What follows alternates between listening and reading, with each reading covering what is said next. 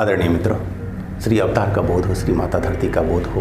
मित्रों, संदीप जी हैं उत्तराखंड के, जिन्होंने पूछा था कि शाक और मांस एक ही तत्व, पंच तत्व से बने हैं, तो फिर मांस खाना क्यों पाप हो गया और शाक खाना नहीं है पाप? श्रीमान जी, आपका कहना है कि संपूर्ण सृष्टि, यह शरीर, जीवन जगत सब कुछ बना है पंच तत्वों से, जिसमें क्षिति जल पावक गगन समीरा, ये पांचों तत्व हैं और इनसे ही सब कुछ बना, शाकाहार भी और मांस भी। तो फिर मांस खाना क्यों हुआ पाप? यह हुआ पाप तो कैसे? और शाक खाना ठीक है, वह पाप नहीं। आइए इस पर विचारते हैं। एक श्लोक हमने पढ़ा था बचपन में, अष्टादश पुराणेषु व्यासस्य वचन द्वयम् परोपकारः पुण्याय पापाय परपीडनम्। श्लोक में कहा गया है कि अष्टादश पुराणेषु, 18 पुराण में व्यास का, लेखक का, महर्षि का सार रूप में कहना यही है कि पुण्य क्या है? दूसरे की सेवा सहायता करना। और पाप क्या है? दूसरे को पीड़ा देना। यही सार है अष्टादश जो है हमारे पुराण। देखिए, हम जब मांस खाते हैं तो कैसे खाते हैं मांस?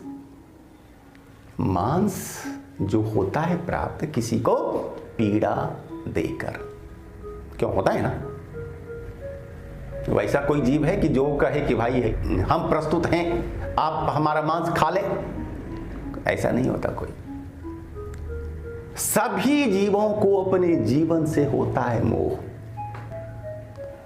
और सभी जीना चाहते हैं, और आप उसके जीने का हक छीन कर, जीवन लीला को समाप्त कर शरीर का मांस खाते हैं।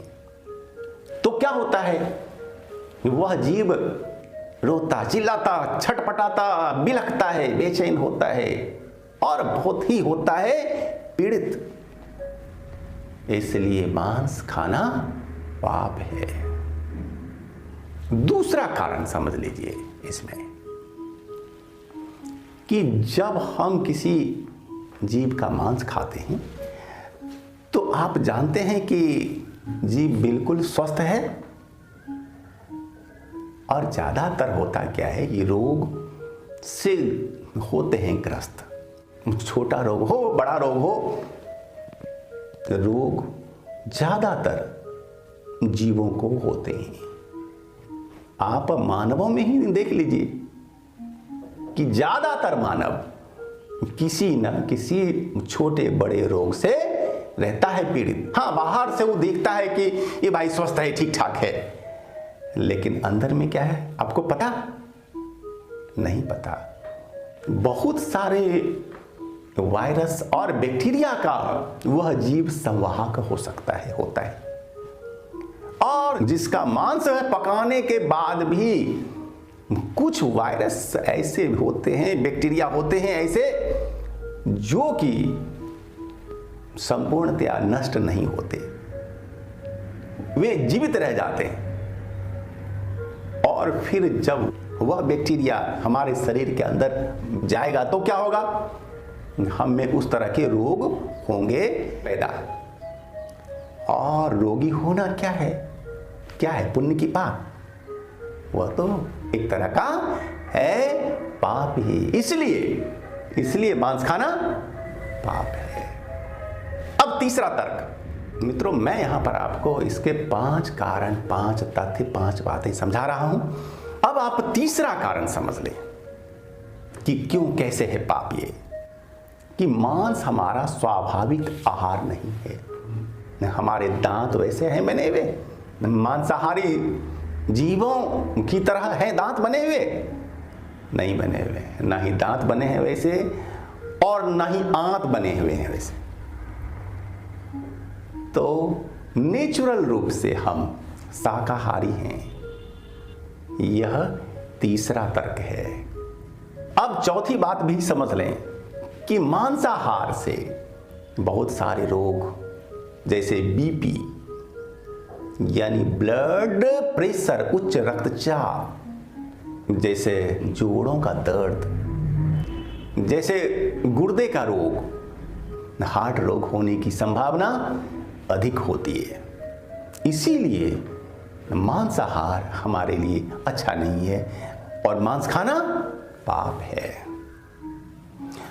अब जो है पांचवा तर्क, जो पांचवी बातें हैं, जब हम किसी की हत्या नहीं करते मांस के लिए, तो हत्या के समय वह जीव बहुत भयातुर होता है। भय, पीड़ा, बेचैनी होती है उसके अंदर, स्वाभाविक है।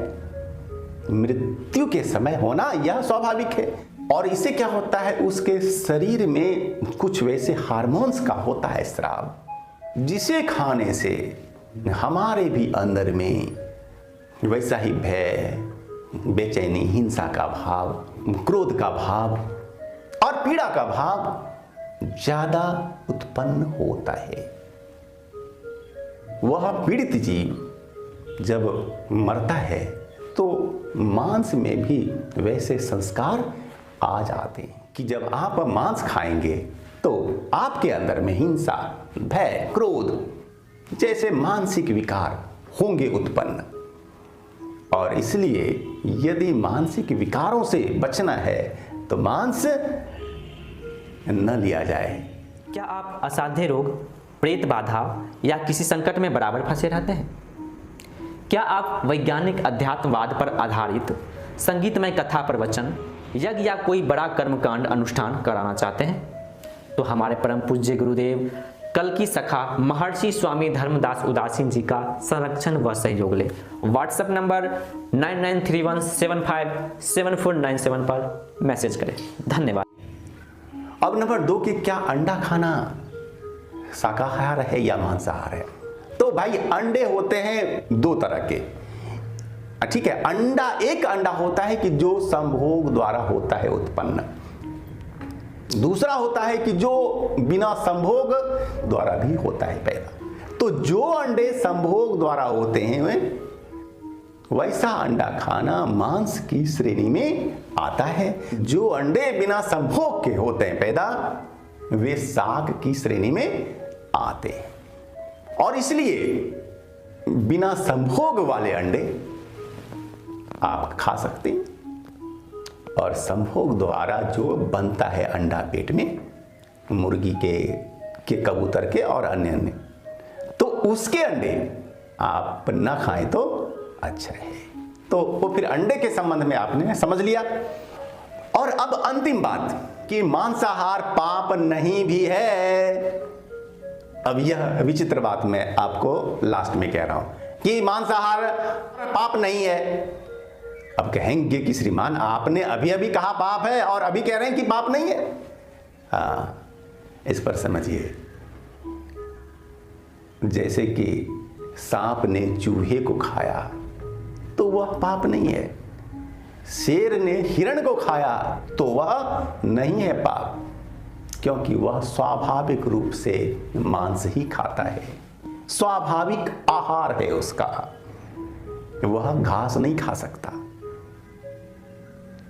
और दूसरी बात, आप भी मांस खाएं तो आपको भी न लगेगा पाप, लेकिन कब? जबकि आपके पास दूसरा कोई ऑप्शन ही न रहे, विकल्प नहीं है जान बचाने के लिए, भूख से छटपटा रहे हैं, दूसरा कोई भी विकल्प नहीं है, तो उस स्थिति में मांस खाना पाप नहीं भी हो सकता है, नहीं होगा। कानून भी कहता है कि अपनी जान बचाने के लिए आप किसी की हत्या भी कर सकते हैं। यदि लगे कि अब बिना हत्या किए मेरी जान नहीं बचेगी तो हत्या भी जायज है। तो मित्रों, मांसाहार है पाप भी और पाप नहीं भी है। यह कहां पाप है कहां पाप नहीं है, इसे आप अच्छी तरह से जान लें, समझ लें, अंडा खाना मांसाहार भी है और मांसाहार नहीं भी है। आप इस तथ्य को भी ठीक से जान लें, समझ लें, और आशा है कि आपने हमारी बातों को अच्छी तरह से सुना समझा होगा और हमारे वीडियो को शेयर करना आप ना भूलेंगे। धन्यवाद।